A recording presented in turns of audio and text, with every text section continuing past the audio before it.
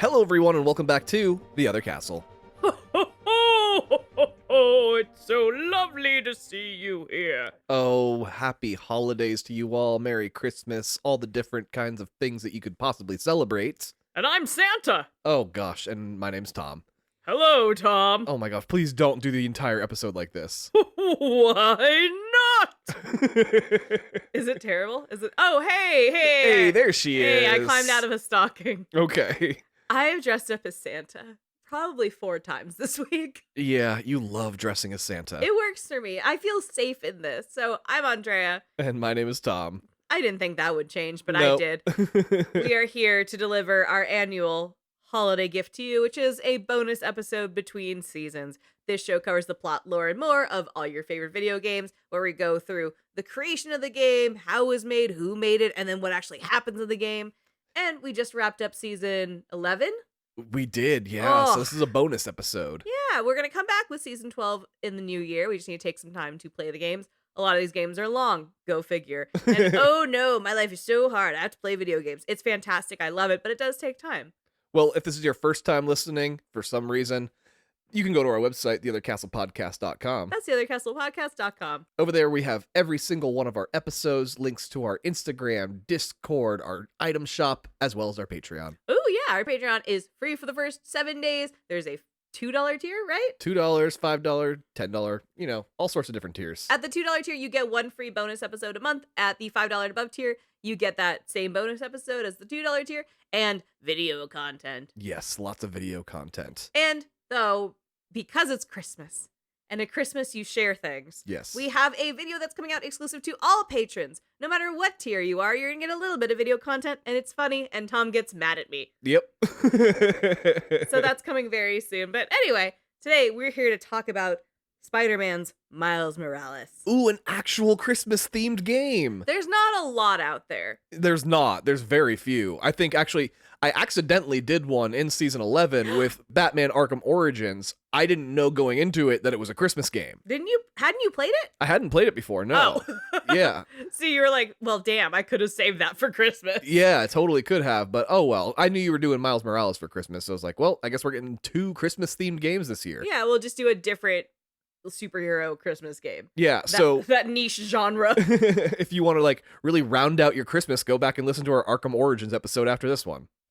Yeah, or also the Spider-Man episode. So this game only exists because the 2018 Spider-Man game did so fucking well. Insomniac was like, we can't stop. True. We have to keep doing this.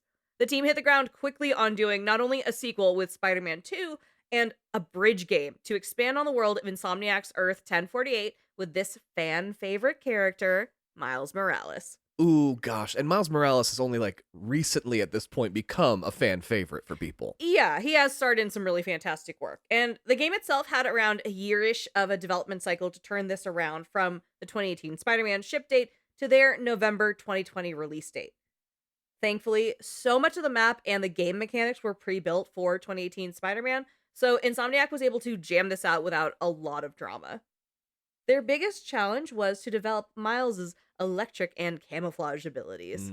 Now, if this also sounds familiar, there are the Spider-Verse movies that are absolutely fucking fantastic. Yeah. And that covers a version of Miles Morales. And I think because of the success of those, they were like, we have to jam this game out so quickly. Oh no. Entirely. The fact that those movies hit so hard, 1, nobody expected it. Right?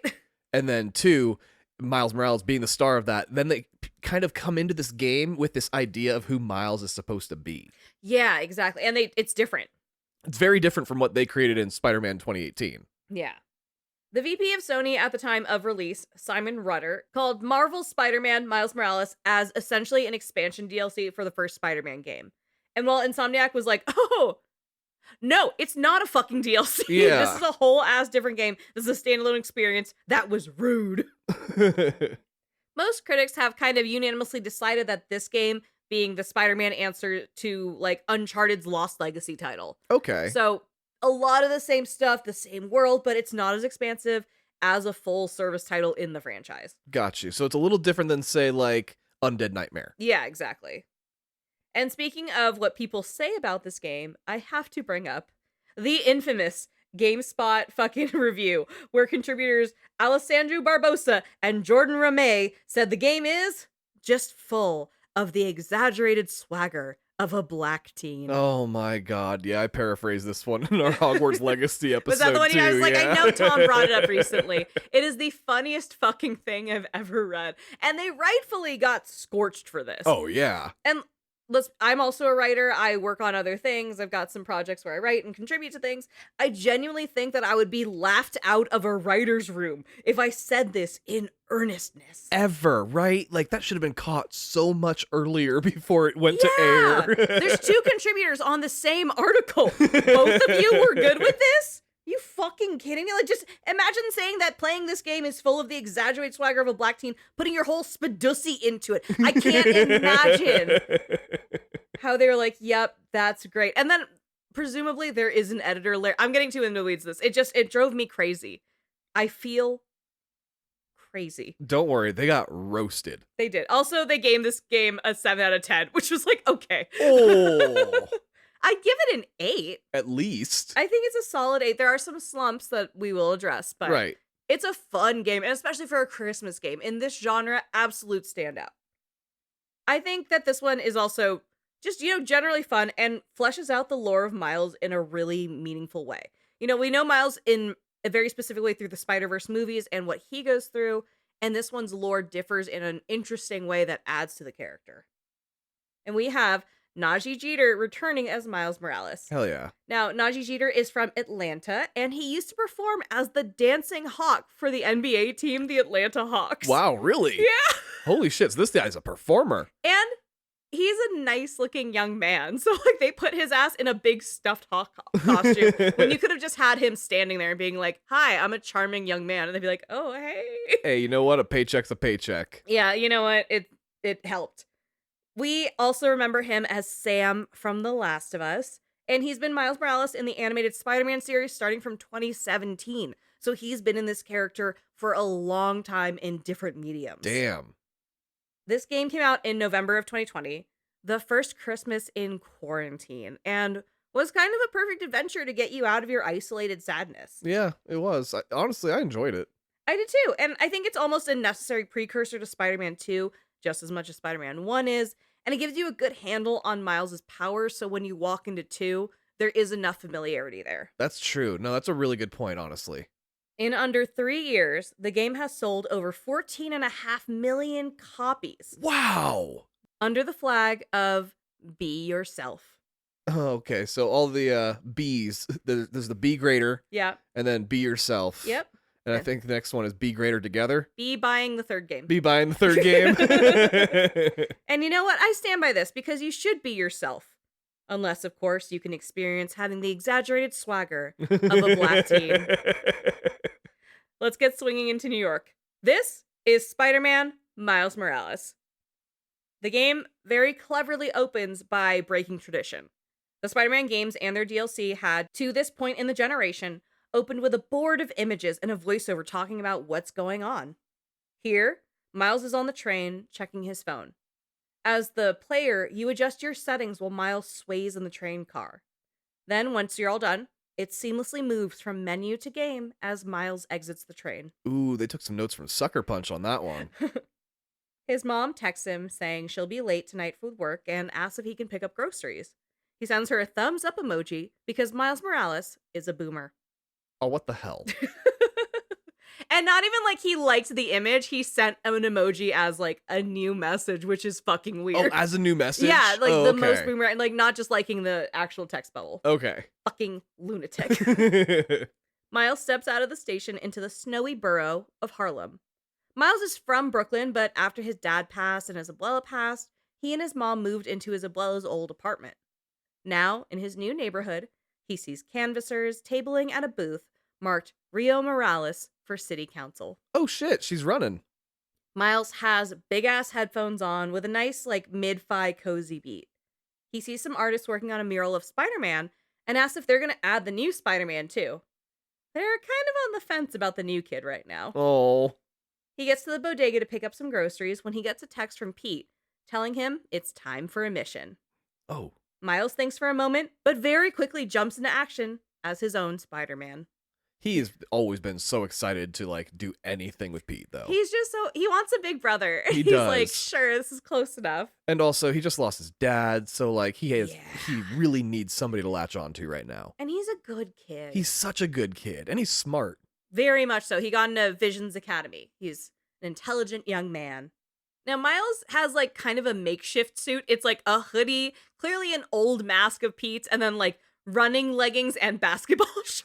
Oh shit! So he doesn't have his own suit yet. No, he kind of looks like Hobo Spider-Man in the Spider-Verse movies. He's just kind of throwing shit together. Miles calls his mom to lie about the groceries and buys himself some time to beat up some bad guys with his mentor. Well, he's got to do that first, yeah. Miles finds Pete and he's hanging upside down drinking a hot coffee. Miles is bewildered at the physics of this. It's near impossible to do. He says it's very difficult. Today's mission is to escort a prison convoy. The raft was super fucked up from 2018's Spider-Man game and is finally back online. The police are moving the criminals from the overflow prison back to the raft. Okay. Almost immediately. Like, we just fucking got here. Yeah. A helicopter carrying a storage unit falls out of the sky and crashes into the city below. Oh, shit. Immediate chaos. From the wreckage, Rhino appears and greets the tiny spiders. He breaks his restraints and starts to attack. Pete ends up on the back of Rhino, riding him through the financial district. Oh my god. A bus full of criminals escapes from the wreckage, and Pete tells Miles to handle them. The prisoners outnumber Miles and ends up escaping and stealing cars. Miles goes after them, but is stopped when Pete asks for help reining in the Rhino. The Rhino leads them on a destructive chase through the mall. And I cannot emphasize this enough. This is the scene. It is decked out in holiday lights. There's trees and tinsel fucking everywhere. And it is absolutely being demolished. I love the By Christmas Rhino. theming and everything just getting destroyed, too. Oh, it's so funny. And there's people being like, what the fuck? I have to buy a Bath and Body Works soap kit from my aunt who I do not love. You get the fuck out of the way. They're trying to toss wreaths around the Rhino's horn while he's running through. There's a dad who still could not be bothered. He's fallen asleep in that chair and he is comatose. He said, what? I heard it. I was paying attention. I was there. You Yep. look great. Yep.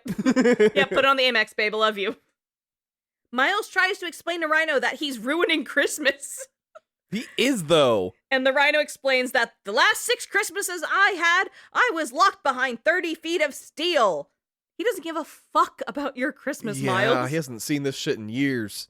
Rhino breaks through the mall and into the next building over, where, as it happens, J. Jonah Jameson is. He is dressed as Santa in a soundstage rehearsing for his Christmas live stream. Oh no, as Santa too. The Rhino bursts through the wall and they all pass by. Miles tells Jameson he looks good and Pete agrees, saying the outfit is very festive. And then they go straight through, breaking out of the wall and into the street. I'll tell you what, there were being a couple menaces right there. Jameson, to your point, loses his mind. He rocks his fists at the boys, screaming, "Menace! A feckless, treacherous, unhinged menace!" That's great. Rio Morales calls Miles, asking where he is. He lies about coconut milk being sold out, and Rio asks if he's running because she can hear him fighting for his life. She tells him to get the milk and get home before hanging up. Pete tells Miles to get his head in the game. It's now or never. The boys land on Rhino just as he runs into a Roxxon power plant's flammable silo. This causes a massive explosion, sending Miles flying and starting other smaller explosions and fires across the facility. Oh, god damn it. More of the prisoners who escaped earlier show up in their stolen cars, and Miles has to fight them. Why are they showing up here, though? Like, honestly. Oh, that's part of the fucking game. Oh, there is reason for them Yes! being here specifically. Okay. Tom, you played this. It's been, honestly, I haven't played it since Okay, release. so you have some fresh eyes on this. Yeah, it's been a long time. The details are not all there. There's little moments Okay. that I'll remember, but Well, trust the process. okay. These aren't metahumans, right? These are just normal prisoners? No, these are just regular violent criminals. Okay. Not a big deal. Pete gets thrown so hard by Rhino, he gets knocked out. Oh, shit. Miles is alone, facing the Rhino. Rhino says, This Spider-Man is broken. I want to exchange for a new one. Pete regains consciousness in time to tell Miles not to engage. But Miles is already warming up his electric shock powers. Shit, yeah. Now, this is a new thing for Miles, and as soon as this happens, he's like, I don't know what the fuck just happened or how I did that, but that was awesome. Oh, it just triggers on its own. Yeah. Miles kicks the shit out of Rhino and then goes to check on Pete, who is super fucking concussed and not well right now. Oh my god, to do that to Spider-Man? Yeah. They stand as a van rolls up, and the head of Roxxon's R&D department comes out. This is a blonde, rich man named Simon Krieger, played by Troy Baker. Wait, really? Yeah. Oh, god damn it. We have had too much Troy Baker this season. So we've had a lot of Troy Baker this season. Oh, my lord. Like, do I owe him a check or does he owe me? I don't... Feels like this is almost transactional. Money needs to be exchanged at some point. I'll go stream his record. Yeah. That'll feel like a good help. thank you for all the support this season. Yeah. Pete apologizes, saying, hey, sorry, Roxxon, our ball landed in your yard. Simon's not pressed, though. He says they wanted to tear this shit down anyway and build a new one. So he's like, this is actually fine. He came in like a wrecking ball. Simon's impressed they took the Rhino down, though. He fluffs them for a bit before leaving to take a call. Roxxon security surrounds the Rhino, and Pete tells Miles they should get out of here and let the cops handle it. They sit on a rooftop, and Pete tells Miles he's jealous of the bioelectricity powers. Then Pete tells Miles, hey, I'm not going to be around for the next few weeks. What? Miles asks if this is some weird Pete joke, because sometimes you make jokes, and I don't think they're funny, but you think they're funny, and I just... Our senses of humor don't line up. And Pete's like, I'm a millennial, and you're Gen Z, and I'm sorry. But no, this is not a joke. MJ is overseas for a story she's chasing for the Bugle, and she requested me as her photographer. So they're kind of taking a working vacation. That's crazy, too, because, I mean, that's asking for Pete, not for Spider-Man. Yeah, that's really cool. Miles immediately admits he's nervous about being alone in the city, but Pete reassures him that he'll be fine. Then he hands a box to Miles, calling it a Christmas present. Pete makes Miles promise an oath to protect the city, and then he heads off. Here's the thing. So, like, yeah, Pete's being real cool about it right here. You know he's stressed about this decision for a year before bringing it up. Like he really sat there and was like, I need him to be ready. It was really MJ talked Pete into going on this entire thing. Yeah. And then he had to be like, okay, I have to be brave for Miles because otherwise I'm going to lose my fucking mind. I'm going to fuck everything up. Yeah. Miles goes to head home and his bestie Jaqui calls, screaming about the Rhino fight. Miles tells him to meet nearby really quick so he can show him something. They meet at the amphitheater in the park, and Miles shows Jaqui that Spider-Man got him a gift. He opens it with Jaqui, and it's a new spider suit called the Great Responsibility Suit. Oh. Miles pops it on and gets a message on his HUD from Pete, saying there's another part of the present hidden across town. And Jaqui is genuinely so excited for his friend, and they are the sweetest best friends on Earth. I love that this immediately opens with, no, he has somebody that's on the inside with him. Yeah, he's not fully alone. No, this is what's going to really separate him from Pete, especially. Which is funny because in the MCU Tom Holland ones, Jaqui is Pete's friend. Yeah. Yeah.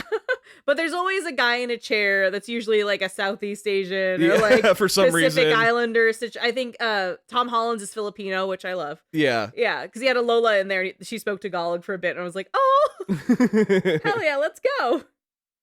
Miles heads off and catches a bit of the J. Jonah Jameson show, realizing that in this suit, Pete programmed it to autoplay the show whenever a new episode comes out. Oh my god. And Miles is bewildered and annoyed at this, and he's like, oh, I fucking hate that. We're not doing this shit. Because Miles protects his peace. And also, J. Jonah Jameson is totally ripping off his audience. His podcasts are 45 seconds long. Oh, yeah, with an ad. Yeah. Which is crazy. You get much better content through us. Are you comparing us to J. Jonah Jameson? Goddamn right I am. You're a podcast menace.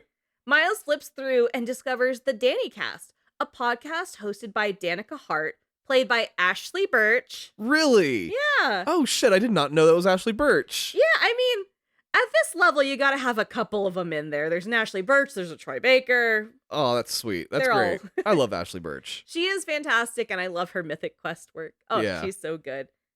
Her podcast is all about highlighting cool people in the city and what they're doing for their community. That sounds much more positive than J. Jonah Jameson. Yeah, and Pete is a sadder person He across the is. board. No, he likes to like dwell on his sadness too. And that's a spoiler for the next game. But yeah, he's a real bummer. And then Miles, a much more optimistic young man, because he's like, what if I listen to things that make me happy? I think that's, again, the millennial versus the Gen Z in them too. We're a really self-loathing bunch. Yeah.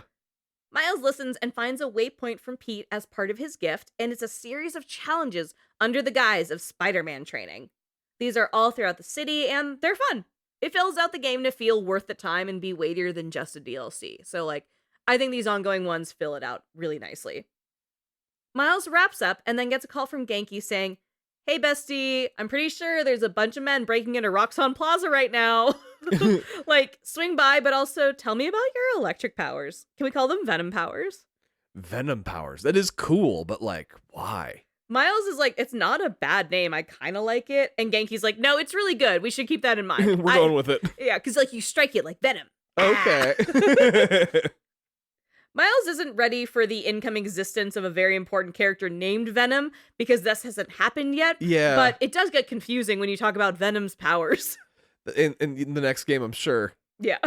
Miles gets to Roxxon Plaza, which is a massive business center. In the middle of the courtyard is a huge dome with geometric patterns and tiles all over it. If you've been to San Francisco, there's a lot of these, where it's just like a business plaza with a courtyard in the middle and a crazy ass piece of sculpture. It's fun. I love that Corporate city. art is like all over the place. It's insane, but it's basically this, but this is a generator. And as Miles approaches the generator, a video from Simon Krieger autoplays, explaining that this is a new form reactor. He says that once activated, this reactor will supply enough energy to power all of Harlem for 500 years. Does he also explain that there's always a goddamn generator? Yeah, because that's like part of the reactor is it generates. You get it. There's always a goddamn generator. The video shows that new form is a new kind of clean energy, and only a little bit can power entire cities. He says they'll be opening reactors across the world, and ends by saying, get ready for a planet powered by new form. New form. It's like clear. And that ended so well for everyone in the Glass Onion. Miles gets distracted at hearing some movement from intruders. He goes into the building and sees signs of a break-in and a search for new form. Miles very quickly gets his neck grabbed and he gets thrown out a window. Whoa. Followed by a man with purple mechanical fists. Miles and the purple mechanical man drop and they're joined by a small fleet of purple mechanical men. Miles fights them in the courtyard, and just to metagame and save us some time, their subtitles say these are the underground. Ooh, that's a fun name. They have super-powered tech-focused weapons that don't look like they're Sable tech. These feel like there's something new for this world. Miles fights his way through the building now, following the trail of underground foot soldiers. Genki calls and tells Miles that he did the grocery shopping for his mom, and his mom is like really mad that Miles isn't home yet. Miles promises to wrap it up and head out as soon as he can. He hears some of the underground talking about new form shipments and trains, but he can't figure out why. Like, who even are these people? Cops start to roll up, so Miles takes to the streets and heads home for Christmas Eve dinner. Miles breaks into his own bedroom and changes quickly out of his spider suit and joins Rio and Genki in the kitchen. Rio hugs Miles and tells him she invited a special guest and to tidy the apartment up. Miles does and finds an old case file of his dad's on an op named the Prowler. Oh no, the Prowler. This means nothing. Don't worry about it. Okay, I won't worry about it. After his tasks, Miles answers the door and sees a familiar face. Finn. Now, Finn is played by Jasmine Savoy Brown, who is Mindy in the Scream movies from 5 and on. Oh, okay. She's the girl twin that's meant to carry on Randy's legacy of suspicion and aggressive letterboxd reviews. Yeah. Finn is an old friend of Miles's from middle school that he hasn't seen in a long time. And Miles is genuinely so pleased to see her. Finn explains that a lot's changed and she's stoked to catch up too. Rio invites them to the dinner table and tells Finn, oh, she missed her. Miles introduces Finn, his old best friend, to Genki, his new best friend. In real life, this is mortifying. I usually, I'm the same with all my friend groups, but when it's a coworker mixing into my real life, I absolutely crumble. Because at work, I'm a completely tone down, all business, do not socialize with me person. Yeah, you are. But outside, I'm the silliest little loosey-goosey. And there have been times where people have broken through and become friends, or we end up in situations where there's group mixing, and I'm I can't deal with this right now. Oh, friend group mixing can be such a volatile thing sometimes. It can be. And it's also hard to just manage expectations because you're being the nucleus sucks. Truly. Now the four of them have a lovely Christmas Eve dinner catching up. Rio asks about Finn's brother Rick, who used to work at Roxxon.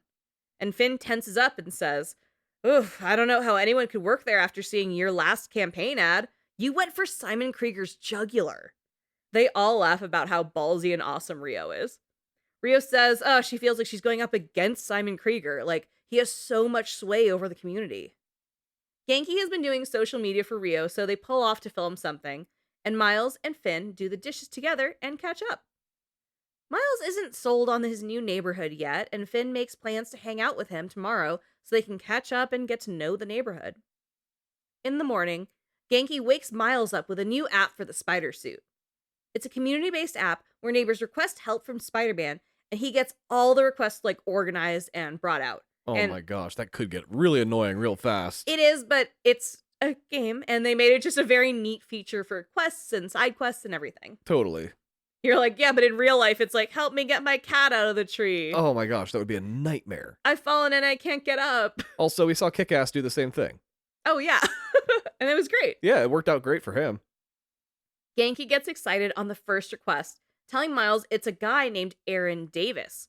Miles' knee-jerk reaction is that, hey, that man's 100% my uncle. There are no other Aaron Davises in the city. The most common fucking possible name. Aaron Davis. Also, my uncle does not know I'm Spider-Man, so let's see how this goes. Miles arrives at a train station and meets Aaron Davis.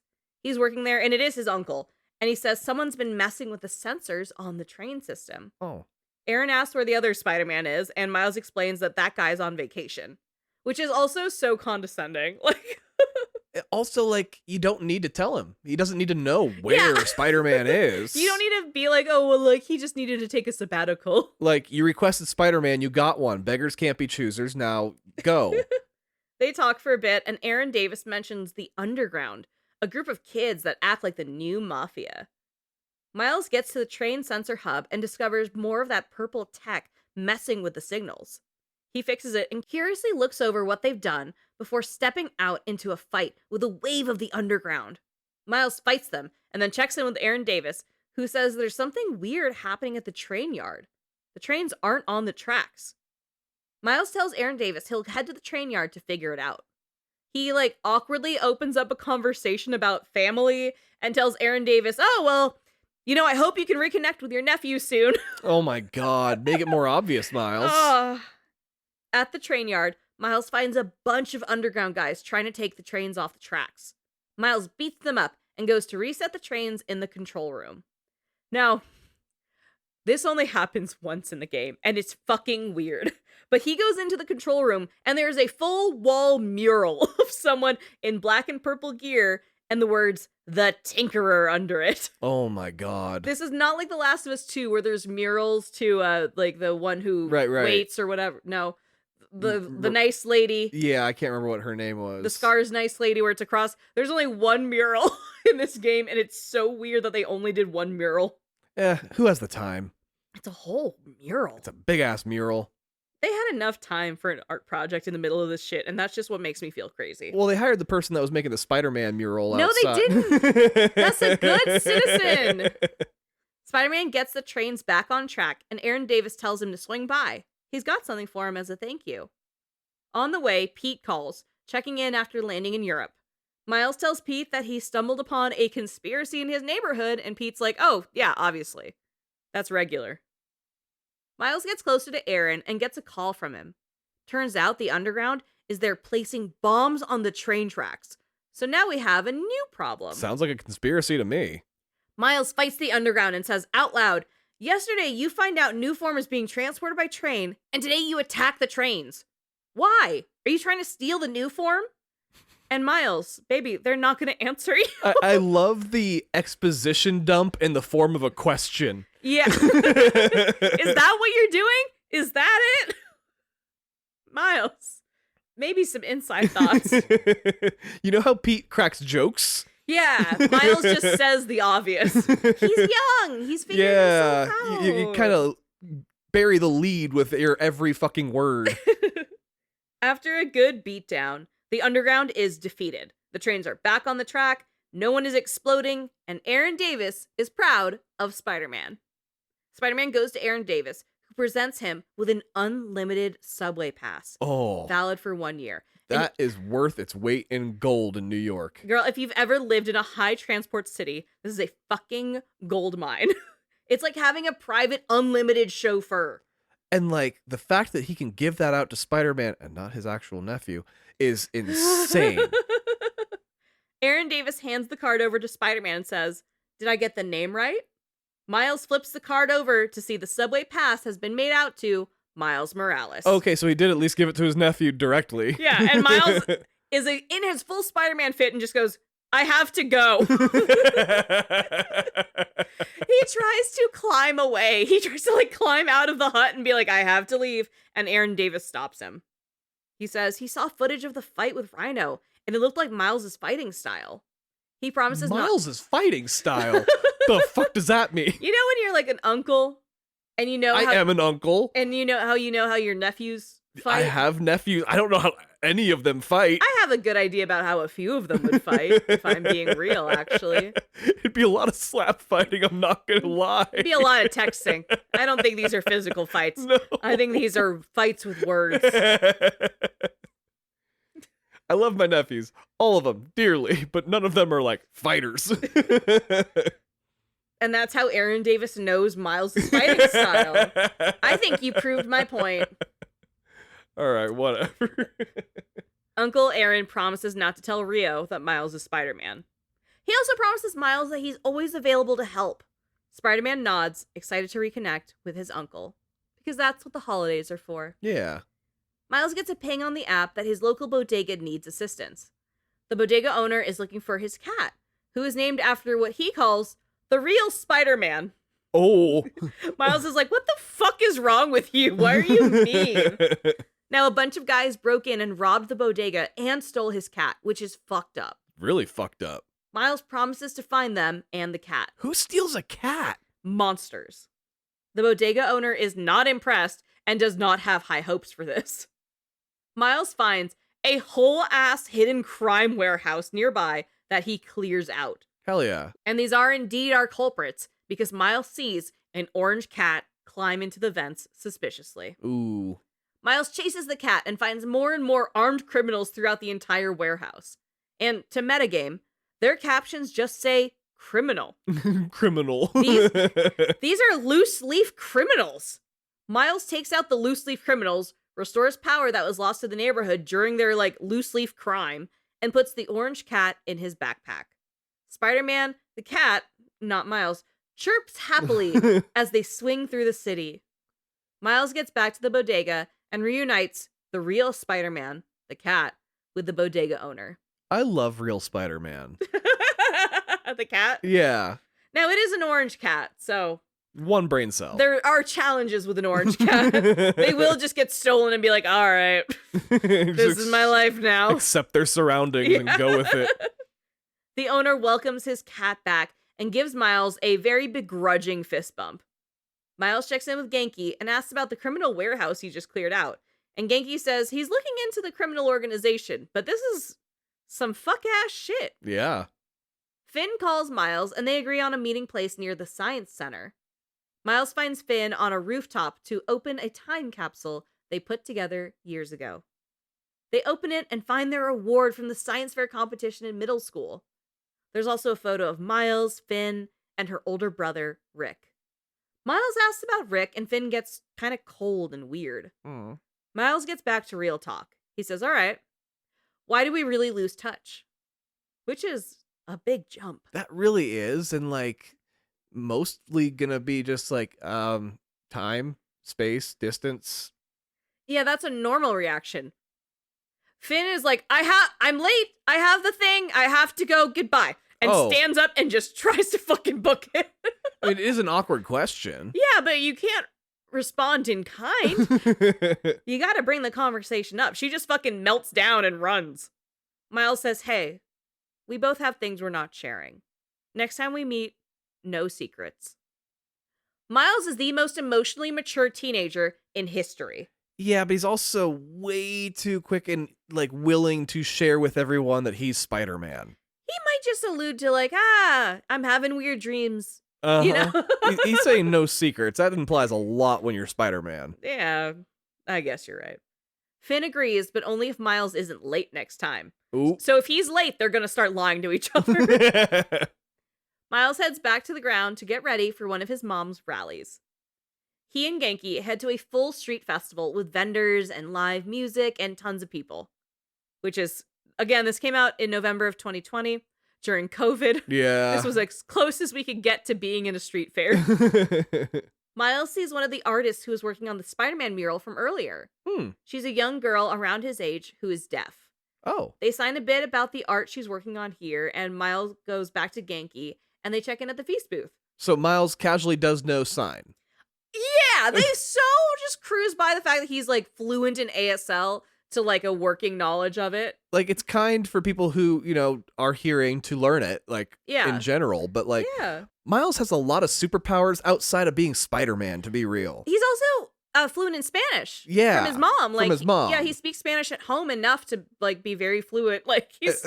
being bilingual is a superpower. Oh, entirely. Entirely, so... All that, and he knows robotics. Robotics. He has his own fight style, apparently. His uncle clearly defined his fight style, like, obviously. Yeah. And he has the swagger. The exaggerated swagger. Miles and Genki are at the feast booth now.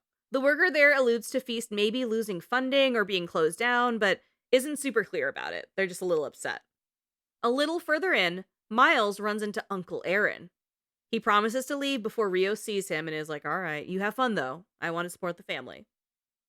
Miles and Genki watch Rio on stage, giving a speech to the community about Roxxon and how they've bulldozed the block. Genki asks if Miles is okay, but he says, well, here's the thing. Last time I went to a rally like this, my dad exploded. That's right. Oh, shit. So he's, like, constantly, like, looking around, like, nervous and shit outside of being Spider-Man. He's like, am I gonna explode right now, though? Because last time someone exploded. People exploded, yeah. And Spider-Man was there. Yeah. As Rio continues to criticize Roxxon, the screen behind her turns on, and the Tinkerer takes control of the rally. Oh, Tinkerer is the worst fucking name.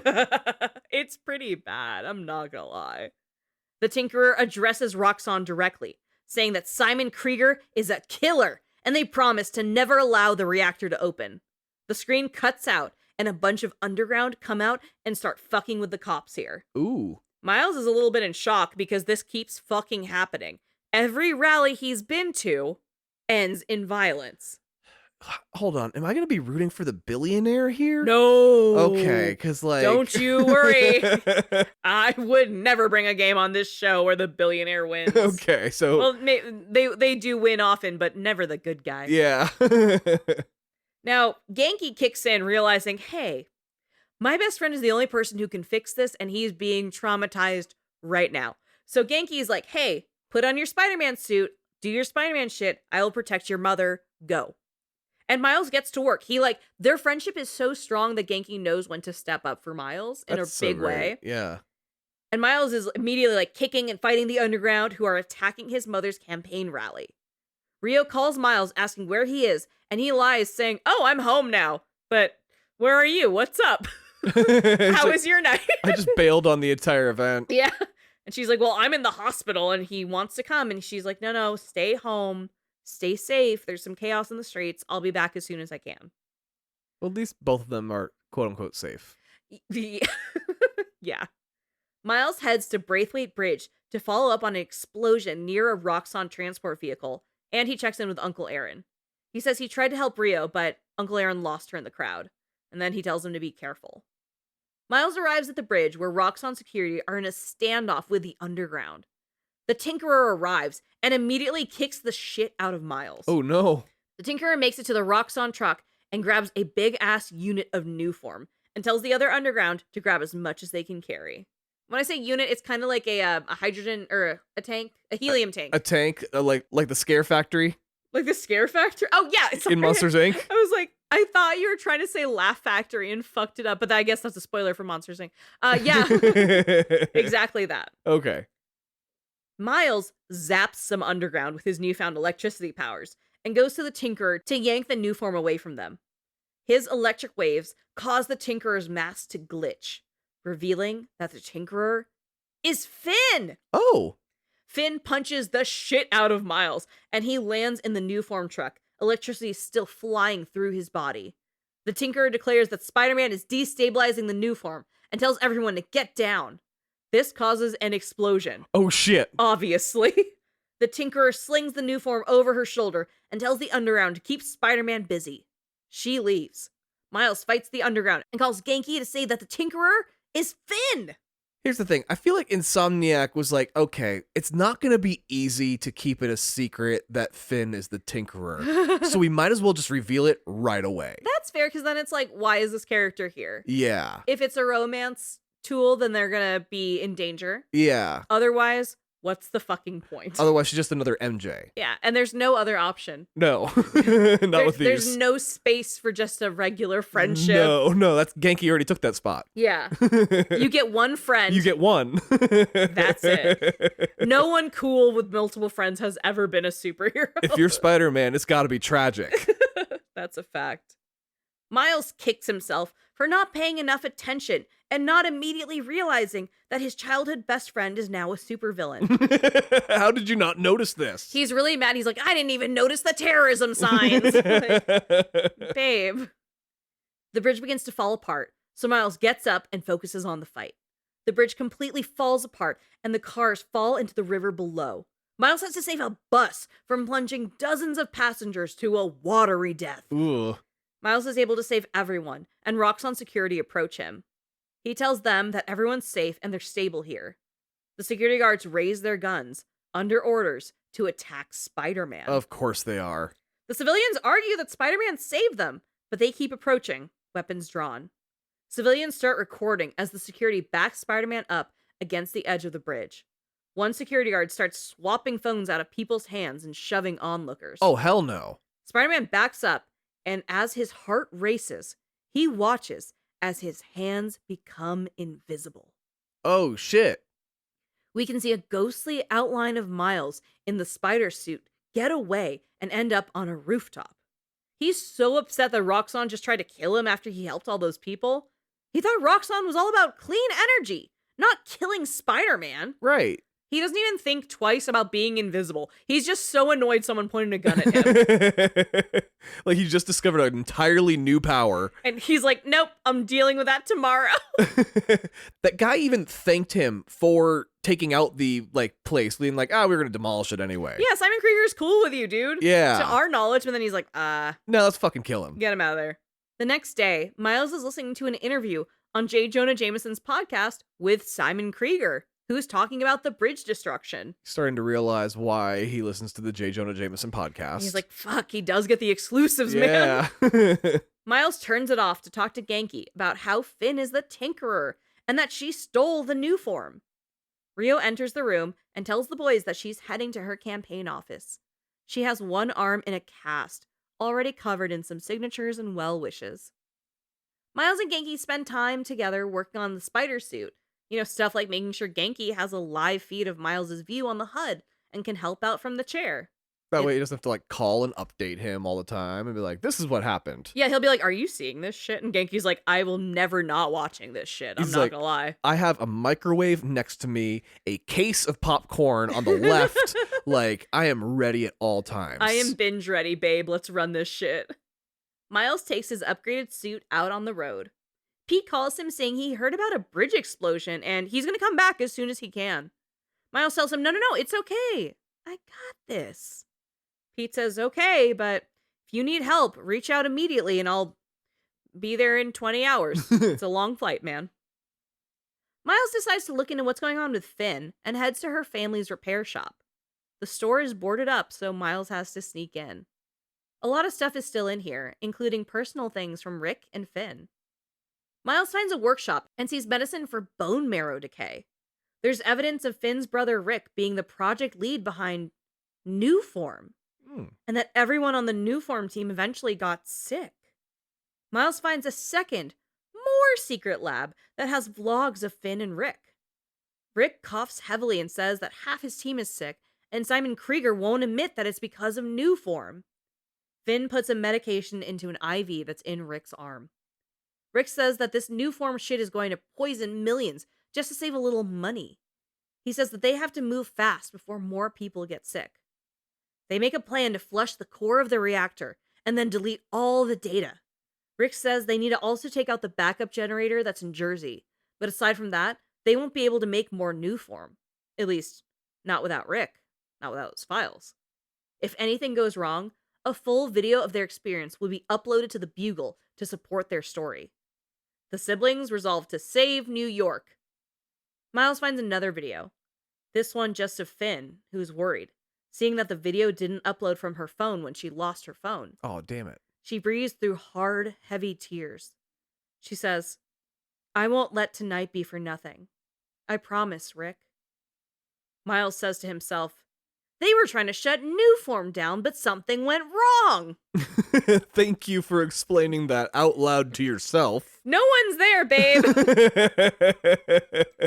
Also, we just saw it. We were in the cutscene with you, honey. So, like, it's an eco-terrorism situation. Yeah. Okay, so, like, the supervillain here, I mean, is still bad at what they're doing, but they're trying to do good by being the bad guy. Under the guise of, like, it's clean, but it's like, it's also gonna poison everyone. Yeah, you okay. dipshit. Miles' spider snooping is cut short when a roll-up door opens, revealing some of the underground. Miles tries hard to make himself invisible to get the upper hand on being ambushed. Miles handles the waves of underground and heads out to track down Finn's phone that had all the incriminating videos that Rick and Finn had filmed. Miles arrives at the Roxxon research labs where Newform was created. He breaks in and tracks the phone underground. Unfortunately, Roxxon security is still hot on his tail, and he hears them radioing about capturing whoever's here, whether it be the Tinkerer or Spider-Man. Whoever broke in, find them and detain them. Miles gets through a bunch of security guards and then finds himself in a room with a familiar figure. Uncle Aaron. Oh. The Prowler. Oh, no. He's all prowlered the fuck out and it's awesome. Uncle Aaron says, "Damn, for a skinny-ass kid, you hit hard." Miles is mind blown at this. He's like, "What the fuck are you? I'm doing a spy mission. Why are you here and you missed Christmas?" It was Christmas like a day ago. What the fuck, man? I made it and I'm fucking Spider-Man. I'm Spider-Man. You're a retired thief, you freak. Uncle Aaron tells Miles they'll talk about this later, but they gotta get out of here right now. Together, they navigate their way through Roxxon. On the way, while in a vent, Miles sees Simon Krieger. Simon is berating a scientist for not making more Newform fast enough. Miles checks in with Uncle Aaron, who's in another part of the building. Miles asks Uncle Aaron why he's stalking him, and Uncle Aaron tells Miles he came out of retirement just for this. Uncle Aaron concedes into helping Miles find the phone that he's looking for, as long as they leave immediately after. Genki calls to check in, and Miles immediately shares that his uncle is the Prowler, and they're working together on a secret project. He has no sense of secrecy. At all. Like, he can't keep his own secret. He can't keep other people's secrets. He's like begging everyone to be like, "Tell me your secrets, guys." And Genki's sitting here like, "I'm never telling you shit." Yeah. Spider-Man finds the phone and zaps it back to life with his electricity, and naturally, the hacker's crime phone was unlocked with no passcode. Of course. What the fuck? Like, it makes me feel crazy that there wasn't a Face ID on this. At the minimum, 2-factor authentication. Right? He finds a video of Finn outside the reactor and Rick in the reactor messing with stuff. As Rick goes to type something into the reactor, he gets a video of Simon Krieger accusing Rick of sabotage. He says, "No one's gonna care about a few sick people uptown or a dead engineer." Finn looks panicked and runs to the wall of the reactor, yelling for Rick. The reactor opens, and Rick runs to it to yank stuff out. Finn screams for Rick to run, but he tells Finn to look away as he explodes. Oh. Finn drops the phone and runs off as Roxxon security enter the reactor. Miles says, Rick was trying to save people, and Simon Krieger killed him. I have to finish what they started. This is my problem now. Miles calls Uncle Aaron and asks for help opening up the reactor to tear it apart. He tells Uncle Aaron, that reactor killed my friend. Uncle Aaron begrudgingly opens up the generator reactor thing, and Miles goes to Venom strike it to death. Uncle Aaron guides Miles out of the reactor, and they reunite to fight more Roxxon together. They make their way out, and Uncle Aaron lectures Miles about keeping a low profile and trusting no one. It's interesting that the moment Pete leaves, he starts kind of taking cues from villains. He's an impressionable teenager. He is, yeah. And the moment the superhero leaves, he turns to the supervillains to, like, teach him shit. This has something to do with when you're young and you're impressionable and I guess so, who you should yeah. look up to. It makes sense, though, like, for the character, yeah, he's looking to fill a void, and he's like, who's up? Fucking get in line, let's go. I guess that's all I got. That's who I'm turning to. Yeah. Miles tells Uncle Aaron he needs to find Finn. Uncle Aaron tells Miles to use Finn, to infiltrate the underground as Miles, not as Spider-Man. They separate, and Uncle Aaron tells Miles to keep a low profile. Please, for the love of God, that's all I'm asking you. Miles calls Genki to tell him about the underground plan trap Aaron has, for him to use Miles to get in and, like, scope it out and then come back as Spider-Man and do Spider-Man stuff. Honestly, brilliant, and something that Pete never does. That's true. Pete doesn't use Pete. At all. Like, he don't even use MJ for stuff. Nothing. Like, MJ is like, please let me help you. And he's like, no, I can Spider-Man this shit. Yeah, he's so protective of MJ that he doesn't, like, use Pete for shit. Yeah. Miles mulls this plan over while he steps out and helps some neighbors on the Spider-Man app who have their businesses being robbed lately. There's a whole block where they've just been experiencing back-to-back robberies. One business owner got kidnapped while she was trying to stop a robbery of her store. Miles is like, oh my God, Jesus Christ. Yeah, I'm on my way. That's insane. And this shit's crazy because when he finds the business owner, she's locked in the trunk of a car. Oh my God. Like blocks away. It's fucking crazy. That's terrifying. Genki found a submission from another business owner to rezone these blocks the businesses are on so they can come in and take over. And allegedly, they paid for the criminals to hit those businesses to drive people out. Some conspiracy shit. Exactly. Classic Spider-Man stuff. Spider-Man also goes to recover the stolen goods and help the neighborhood. The business owners are very grateful for this. Finn calls Miles and asks about his mom's rally, and Miles reassures Finn that Rio is totally fine. They plan to grab coffee nearby. At the coffee shop, Miles tells Finn he went to the old family shop and looked around, and it looked like there had been, like, a fight there. He says he found out about Rick, and he tells Finn he's so sorry, and he wants to help her. He offers to do whatever she needs to help her avenge her brother. Finn agrees and brings him to underground headquarters, which are located in Fisk Tower. Since Spider-Man put Fisk away in the last game, the feds took over the tower and don't patrol, so the underground just moved in. Oh, okay. That makes sense, though. It's kind of genius to be like, well, we'll repurpose this old villain shit for our villain shit. We are eco-terrorists. Finn puts her mask on and brings Miles into their headquarters. Finn explains she's been helping make weapons to stay on top with the underground. Finn gets pulled away to help someone, and Miles looks around, looking for the new form that Finn stole. Miles almost immediately finds some old demon shit from Martin Lee's gangs. Oh, damn. And texts Genki, telling him that he made it to the underground, and this shit is fucking creepy, dude. Genki tells him to suit up and take care of business. Miles is like, honestly, that's a really good idea, and he tells Finn he's gotta go and help his mom, and he leaves. Miles ducks away, suits up, and goes back in swinging to find the new form. There he goes. Miles knocks out all the people who had just welcomed him in moments ago. They greeted him with a smile and a handshake or fist bump, and he just fucking knocks them the fuck out. He's like, I'm gonna kick you in the nuts, dude. Miles finds a secret lab and makes his way into a secret meeting area where Finn and some others are planning their next move. Miles goes invisible to get closer and hears Finn say she needs some goddamn generators brought to the theater. Miles gets an image of the map they have in here and makes sure Genki can see it too. Miles gets ready to leave, but is jumped when Finn, as the Tinkerer, yells for Spider-Man and attacks them. The two friends have a fight, and more underground show up to help Finn. Miles fights his way out, and Genki calls with information on the map that the underground had in their secret lab. There's the theater marked, as well as some other underground hideouts.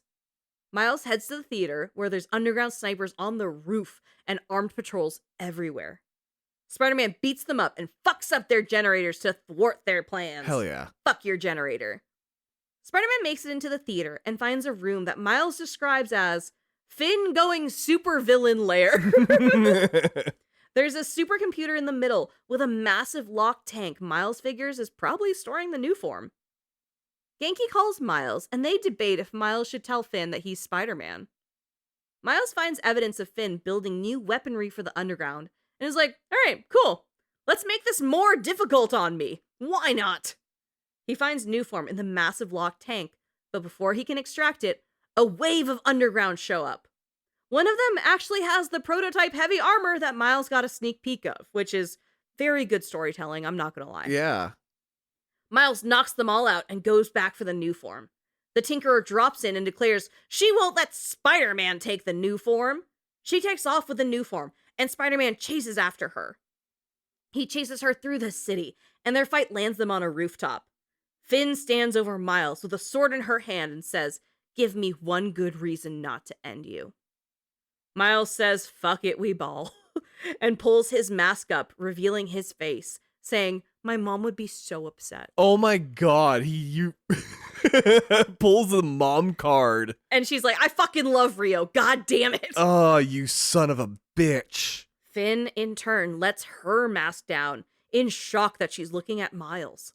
A cop yells at them to freeze through a megaphone. Finn gets away, and Miles limps across the roof before escaping. Miles thinks he may have some broken bones, but hey, at least the secret's out, right? Yeah, any Spider-Man, those heal really fast. Yeah, right. Miles finds out that Feast North is closed, and he's like, what the fuck? It's Christmas. How is Feast closed? People can't be out on the streets. He heads to Feast as himself and finds out that their pipes burst, and the city shut them down. Oh, fuck. Apparently, the shelter got a new hot water heater, and it was just inspected by the city, and the city was like, yep, that's fine.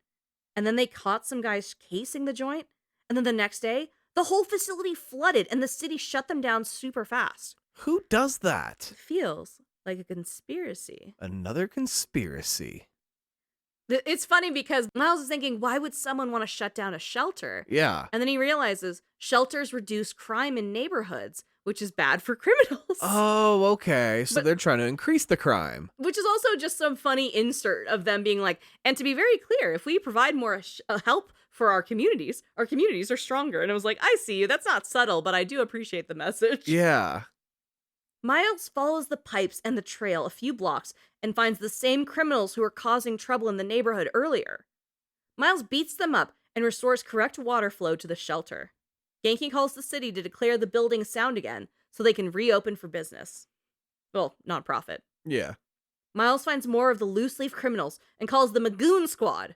And I'm not allowed to use the G word on the show anymore. No, you can't once you learned what it actually fucking means. I knew what it meant. I just wanted to be a dick. And I was yelled at in real life by real friends who said, if I ever hear you say, again, I'm going to kick you in the boob. And I can't afford that.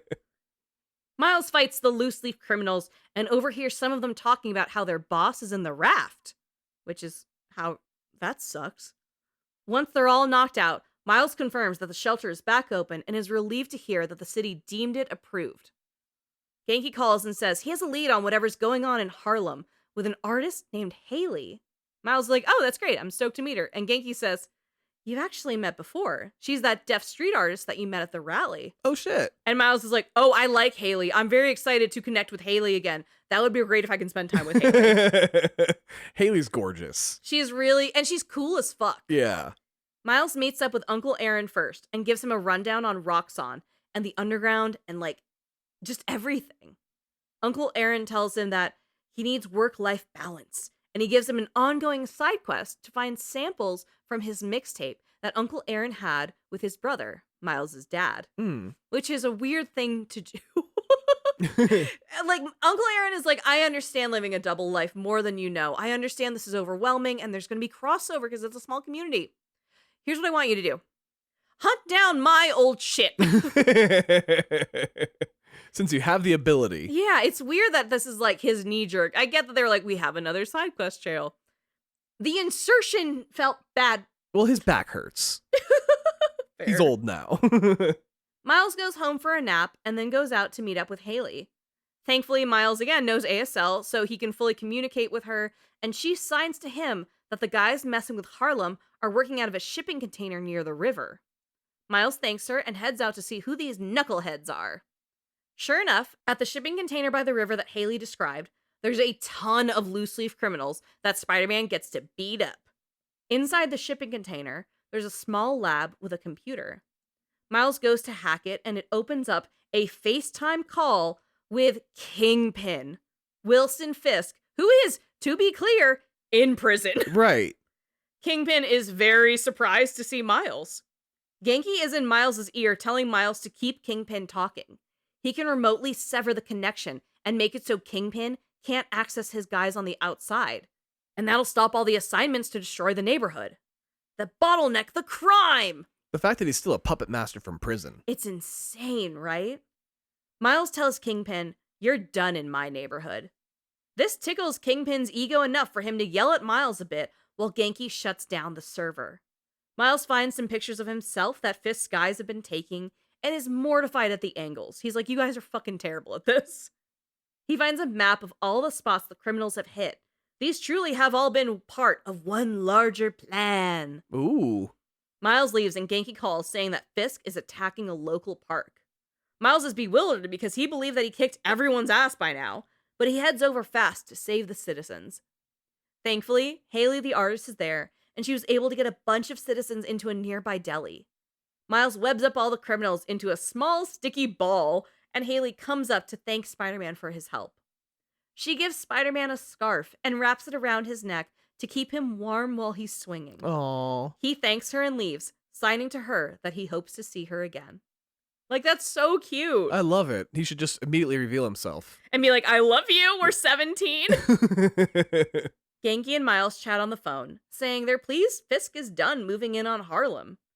Genki also tells Miles he was invited to be on Danica Hart's podcast, and he's so excited.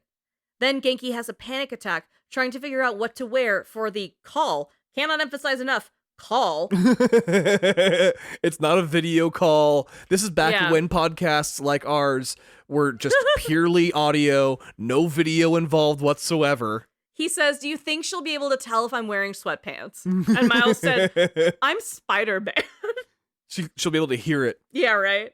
He ends the call just so he can run into his closet and cry. And also, this is like, came out, like you said, in December 2020, right? Yeah, everyone's in sweatpants. Everybody already knew how to handle this by this point. Even if it was a video call, we all knew how to handle being on a call. Yeah. Miles calls Finn, and they plan to meet up. No more lies. They meet at a nearby church, high on a balcony. Finn says, well, that was a hell of a way to tell me that you're Spider-Man. They yell at each other a bit, but Miles takes it down, saying that he understands what she's doing, and she begs Miles to let this one slide and stay out of it. Just let me do crime. Just one time. Come on, I'm doing it for a good reason. Let me do my big one. They both agree that all they want is for the city to be safe. They're interrupted by the Rhino. He is in full Roxxon security gear, which is like red, falling from the sky via a helicopter coming down on them at a church. The shit. It's so aggressive. He's supposed to be in prison and now he's employed. He's just cruising around, yeah. Finn puts her mask on and Rhino grabs at the Tinkerer. He gets a hold of her and falls fast into the church courtyard below. Miles jumps into action, hitting Rhino, but Rhino slams him down, destroying his HUD and glitching his system. Miles blacks out. Oh, fuck. He wakes up, looking up at Simon Krieger, who opens by saying he's disappointed in Miles. Miles is in a chair with his hands cuffed behind his back. Simon Krieger says he knew Finn would be trouble, but he didn't think Spider-Man would be any trouble. Miles asks where they are, and Simon says, the most secure facility Roxxon has. From across the room, Finn has regained consciousness. She's in a chair, cuffed up just like Miles. She calls Simon a prick. Simon goes to unmask Miles, but the Venom Strike electrocutes Simon. Hell yeah. Who is impressed. Simon very menacingly implies he'd like to study Miles and monetize his powers. Then, Simon stands, saying he has to hit leg day at the gym, and he has the security assholes stay with Miles and Finn. Like, there are so many metahumans in this fucking universe already. You don't need Spider-Man. Like, why aren't you doing this to round up the supervillain versions? I mean, I guess he did with Rhino. But, Yeah. like, other ones, and, like, taking their shit. Because, like, he doesn't know that was from Spider-Man himself. That could have been an aspect of the suit. Batman had that. Yeah. You know, somebody tried to take off Batman's mask in one of the Christopher Nolan ones, and it electrocuted the guy. Yeah, there you go. You know, so, like, that didn't necessarily have to be a power. This guy has so many opportunities to be the good guy, like most billionaires, and then they use it to be the fucking villain. Like most billionaires. You're seeing the system working. I think is know, the and point. I'm just, like, angry about it. I'm just angry about it. I do want to say him exiting his villain lair by being like, all right, gotta hit leg day, was so coded the way the billionaire in GTA 5 is. Yeah. Who's such a piece of shit. Like, on his morning jog, he runs into Franklin's house for a coconut water and is like, I need you to kill your friends. Okay, bye. He's that shitbag who's like, I wake up at 4:30 in the morning and I start my exercise routine. You I know, waterboard myself and then I eat cucumbers unseated. Waterboard myself. You've seen the video where he Oh, I waterboards know. himself? It's just fucking ridiculous. I'd rather sleep an extra 10 minutes. Yeah. I'm crazy. So the assholes who are staying with Finn and Miles go towards Miles, and they start beating the shit out of him. They're like kicking him, beating him. It's awful. Miles eventually gets over it and explodes with electricity, knocking these assholes out. The blast frees him and Finn from their little cuff things. Miles falls to his knees, exhausted and beaten, and Finn goes to him. She helps him to his feet, and they resolve to get the fuck out of there. Spider-Man clears the way for he and Finn to get through the facility. Between beatdowns and sneaky sneaks, Finn reveals her supervillain name is the Tinkerer, a nickname that she got from her brother Rick. Doesn't make it cool, though. It still sucks. Right. No, it's the worst name possible. Your brother Rick failed you by giving you the name the Tinkerer. And now he's dead. They find files on Rhino, Simon, Rick, everyone, just bringing it all together. There's also some hints that a guy in purple is on Roxxon's payroll, but we're not ready to address that based on where we are in the story right now. While Finn and Miles are sneaking around, they hear Simon and hide. Simon is talking to Rhino and the Prowler! Oh, and why is the Prowler doing crime again? Because now we're ready to address it. Simon is telling them to find out where Finn hid the new form. Miles is really upset that he has to address now that his uncle is the Prowler, and the Prowler works for Roxxon, which is bad. I wish Miles would just have one inside thought. You know, Just like once. Again, don't tell Miles any of your secrets. Ever. He's too honest. Finn finds a grate that she can open, and they escape through the vents. The Prowler reminds Simon that Simon said he would leave the kid alone if he got Finn. Simon thinks it's cute that the Prowler is protective over the kid. The Prowler doubles down, saying if Simon promises to leave Spider-Man alone, he'll sell out the underground and retrieve the new form himself. He says he knows what happened to Rick Mason. Now, Simon gets really cocky here, and he says, oh, motherfucker, you're not going public with the Rick Mason story. You're a criminal. You're not calling the cops anytime soon. Which is valid. Yeah, no, don't trust the cops if you're a criminal. Finn and Miles hurry off, and Finn asks what the fuck was going on with that. Miles lies, because he loves when he just loves to lie to this girl, and says, hey, I know the Prowler had worked with Roxxon, but I don't know him like that. I don't know why he, loves me. I don't know why he loves me. Finn reasonably does not trust him, but is like, you know what, whatever, let's just get out of here and I'll deal with this later. They stumble into Simon Krieger's personal lab. On a computer, Miles finds reports of toxicity and failed safety tests all on Newform, enough to destroy the reactor project and prove this is not a viable energy source. The Rhino interrupts them again, and now Spider-Man and the Tinkerer work together to take the Rhino down. The rhino gets beaten and lays on the ground, breathless, while Miles goes to the computer to pull data, and he sees a simulated blast radius from the reactor that could flatten all of Harlem. Oh, fuck. Like, destroy the neighborhood. And Simon Krieger has it lined up and ready to go if Finn fucks him over with a new form. Like, just, like, purposefully to execute? Yeah. What a dick. He's turned everything up on the reactor. So if Finn is actually planning on using her new form to cause an explosion at Roxxon Tower and destroy the reactor, he'll make it look like she's a terrorist and she blew this place up to destroy Harlem. I mean, she is kind of a terrorist. It's just that she is more localized in her attacks.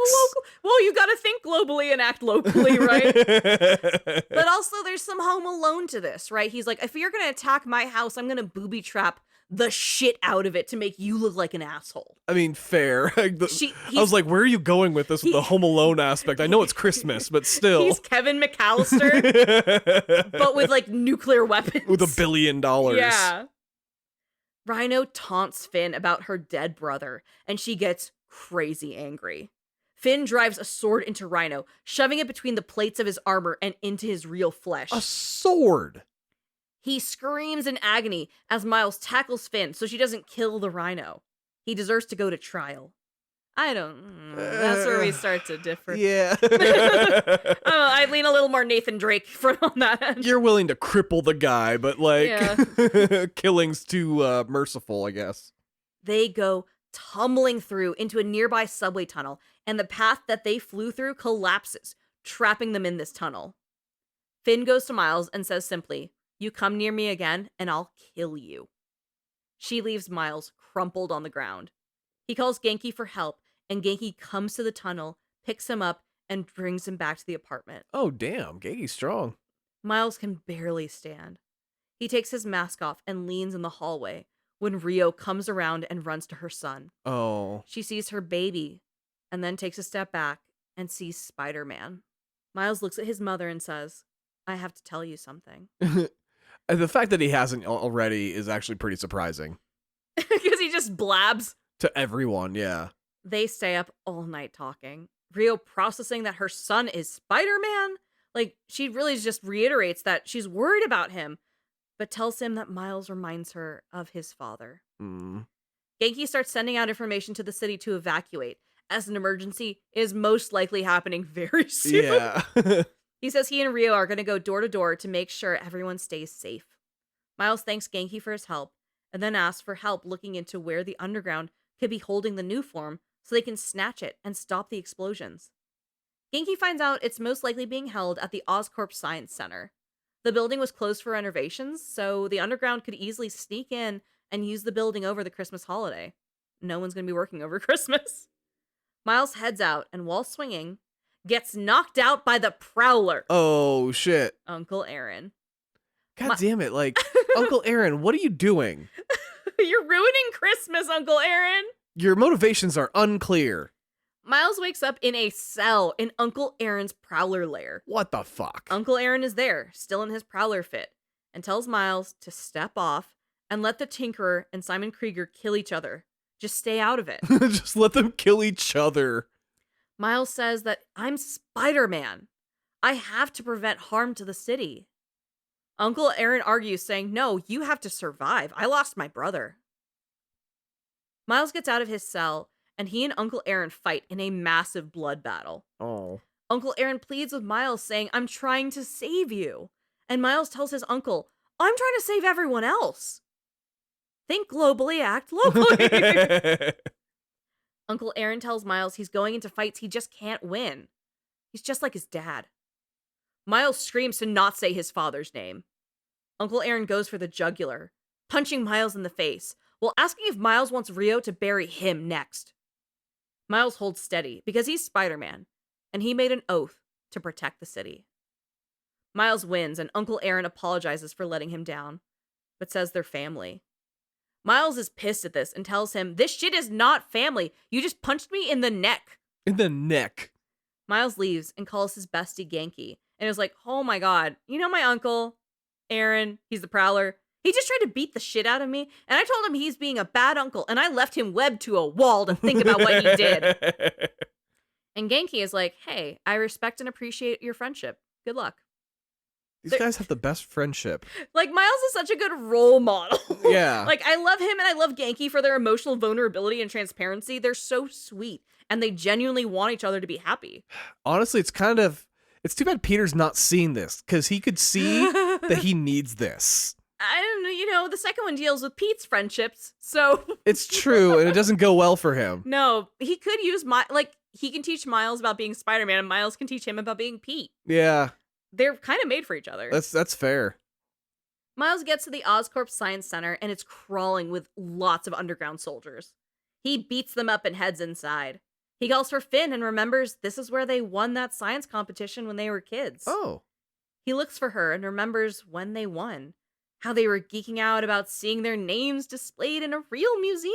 That's so cool. How they had to sneak into their own exhibit to see their project on display because they didn't buy tickets because they're children. And they're probably both very poor. At one point, they bump into Dr. Otto Octavius. Oh, shit. Touring the museum with his most recent hire, Peter Parker. Oh, damn, really? It's so cute. That's a cute little cameo. When Miles and Finn get to their project on display, Rick shows up and congratulates them, and they take a photo together. The same one Miles saw earlier in Finn's family's abandoned shop. Oh. Miles ends his nostalgia daydream by shaking the memories off and going to the glowing new form in the center of the room. As he approaches, Finn enters. She tries to chop him in half with a sword. Oh my gosh, she loves this sword. She loves a sword. Miles tries to talk to her, but she stops him and says, I'm done listening to you. You have to stop lying, my guy. A wave of underground attack Miles, trying to keep him away from the Tinkerer. Genki calls and tells Miles he sees an underground truck and a Roxxon truck. The groups are moving around and some shit is going down in the neighborhood, and now all the roads in Harlem are blocked. Please help. Miles tells Genki to get to the bodega and he'll meet him there soon.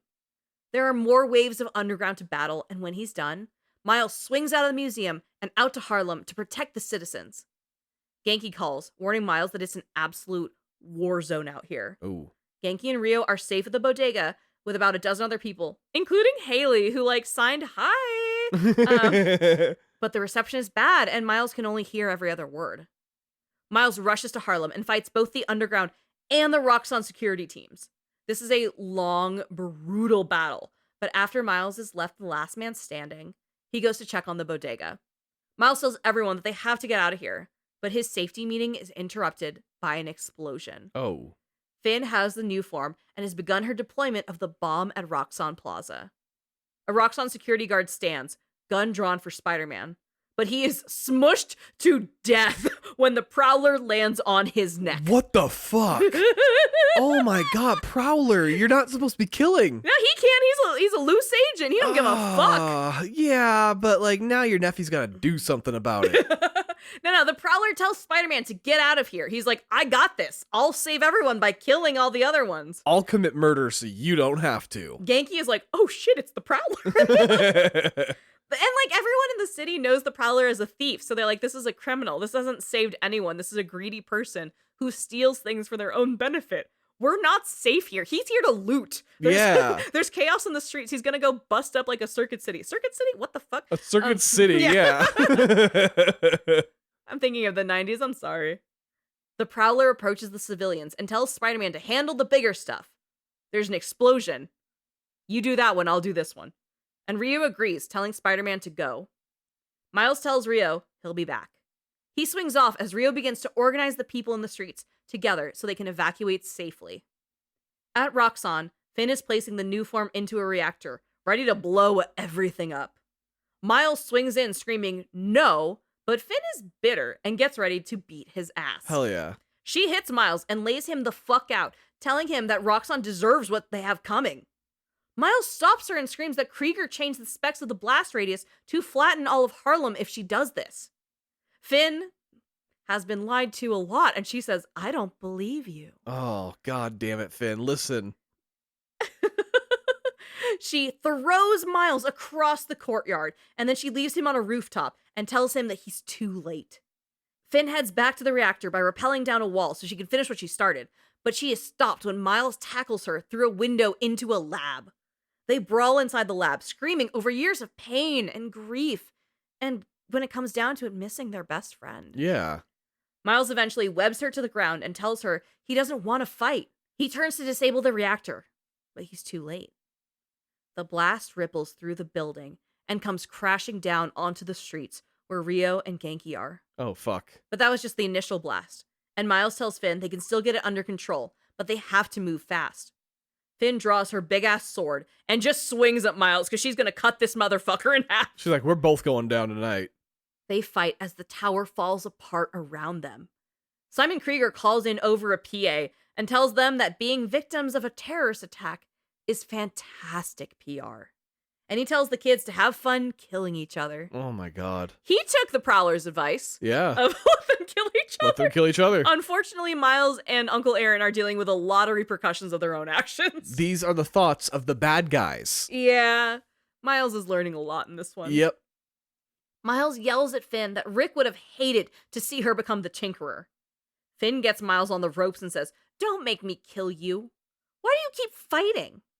Miles makes a fist that lights up with electricity and says, "Because I'm Spider-Man." Hell yeah. He punches his best friend in her eye. Oh my god. And gets up to continue the fight. Miles throws Finn as she lands on her backpack and all her tech starts glitching out, making her weapons useless. Through the wreckage and the reactor going off, Finn starts to fall and she slides right off of the building, falling stories and stories to the ground. Miles reacts quickly, diving for her, grabbing her, and taking the brunt of the fall on his back as they fall to the ground. Miles opens his eyes at the feet of the reactor in the courtyard. It's swelling with light and power. He turns and goes to Finn, who's laid the fuck out, but seems to be alive.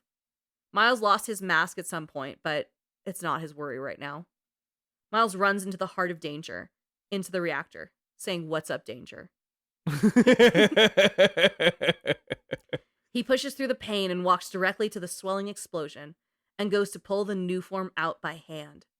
It's mid-explosion, basically, so it's like not moving. It's all contracting and fucking up. Behind him, Finn wakes up and sees Miles tugging at the reactor, the same as her last image of Rick before he exploded. Oh. She goes to him. Miles raised his fists with electricity and goes to punch the reactor to loosen up the new form to pull. Instead, Miles starts absorbing the power from the reactor inside of himself. Smart. The power flows through Miles' body, and he's thrown from the reactor. Finn goes to him, and there's a massive electrical spark that shoots through her as she touches him. A crowd of civilians is approaching. Miles stands and tells Finn to get the civilians away as he limps back to the reactor. Miles collapses, and Finn picks him up and turns her tech back on, and uses her super shoes to run up the side of the Roxxon building. Her super shoes. She runs and jumps into the sky and holds him and tells him to release. They're basically in space, so it's safe.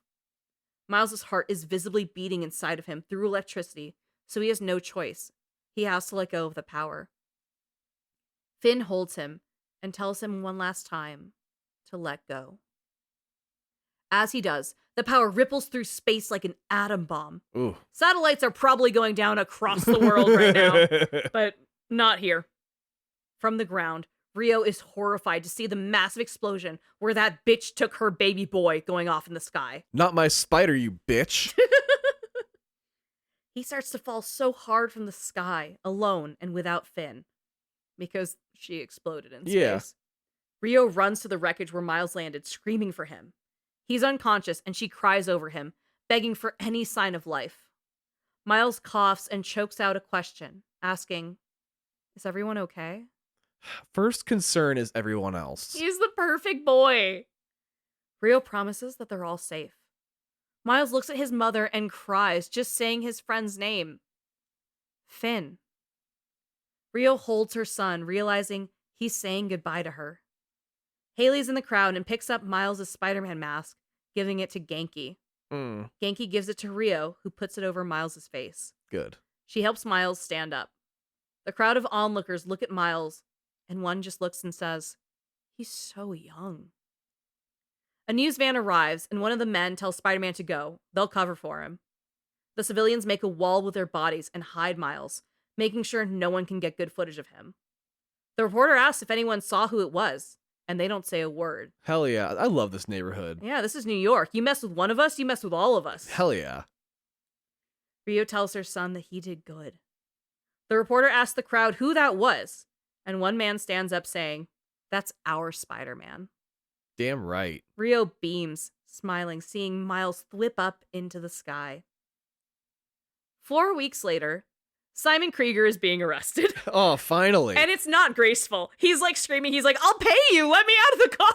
Like, it's so embarrassing. That's how you know this is fiction. As he's in handcuffs, he's just like, "It's also not me. This is deepfake AI." Which would be valid and is going to happen in news at some point soon. It's going to be happening very soon. Danica Hart reports that Simon was sentenced to prison because of a testimony from the Prowler, Aaron Davis. She reports that Davis is going to serve a reduced sentence for his help in the case. Oh, okay. And so, like, they're just going to ignore the murders. A reduced sentence. We don't know how. But he did come clean and did the right thing. Miles walks through his neighborhood, where the Spider-Man mural has been updated to include Harlem's Spider-Man. Hell yeah. He sees Haley and tells her she looks cute today. Miles stops to dance with a business owner that he once saved from being kidnapped. He stops by a feast table and says hi to the volunteer working it. He goes up to a rooftop to reunite with Peter as Spider-Man. Miles hangs upside down, carefully drinking a coffee. Hell yeah. There he goes. Miles asks Pete if the job ever gets easier, and Pete says, "Yeah, some of it, but some of it never gets easier." The boys agree it's go time. They fist bump and they head out into the city. But then we get a secret scene showing a white boy floating in a green tube of goo. Ooh. His body is surrounded by black goopy tentacles. His eyes look around and he's in a lab. Norman Osborn, the mayor of New York, walks into the lab and addresses the scientist that's in there. He tells the scientist, Kurt Connors, that his son has been in there enough and that he needs to be let out. Kurt Connors was there the whole time? The whole time! Oh shit, the lizard's involved. Kurt Connors tells Norman Osborn that there are some risks because of Harry's disease. But Norman doesn't care. He screams, "Let him out, lizard boy." He doesn't call him lizard boy. He's not lizarded up yet. Norman approaches the glass, looking in at Harry, ready to see his son again. And that is Spider-Man Miles Morales. Fantastic. That is a perfect... Like, I get why they would call it a DLC, because it is shorter. It's not... It's shorter, yes, but it is a full-fledged game. But it is, entirely, because this Spider-Man acts entirely different from Peter Parker. Very much so. Not just in terms of who he is, but in terms of how he, like, his handles. Moveset? Yeah, his Oh, yeah. moveset, the Venom powers, everything. I thought it was such a cool way to, like, differentiate, because the other one gets gadgets. Yeah, very much so. You know, this one is not very gadget-based. It's very powers-based. And, like, they didn't make the powers unfair. Even invisibility isn't unfair, which is crazy. There's so much stealth that it's like, okay, this makes sense. Yeah. Yeah, totally. And like, as soon as you make a big move, you're on invisible. So like, it makes sense. Yeah. I love it. I think it's such a great Christmas game, and I hope you're all having a happy holidays. We're recording this on Christmas, and we're going to turn it around soon, and we love you so much. And again, for all of our patrons, especially happy holidays, we have a special video just for the holidays on top of your regularly scheduled Patreon content, so please hop over. And again, it's free for 7 days if you want to just be like, what's up with that? Yeah. Otherwise, you can go to our website, theothercastlepodcast.com. That's theothercastlepodcast.com. And when you get to our Patreon, you can see all the different tiers that we have. And one of those tiers, you get special shout out at the end of the episode. So we have Aaron, Clinton, Daniel, Leah, Ellen, Krisha, Molly, Trenton, Chase, Jitsu, X of Triforce, Luigi, So Thanatoasted, Allure, Nimitz, and Caroline. We love you, thank you, and happy holidays. We will be back for season 12 in the new year. Yes, and don't forget to join us for our Fallout watch through right now. We are in the middle of season 1, and we're about to transition over into season 2, which is airing right now. Oh, I'm so excited to see Macaulay Culkin. I know, right? 'Tis the season. Anyway, Goombas, this is Tom and Andrea reminding you. Would you consider me having the exaggerated swagger of anyone specific? And don't skip the cutscenes. Maybe a teen? Bye. Ethnicity not specific. Here we go. Got my position, let's hit the road.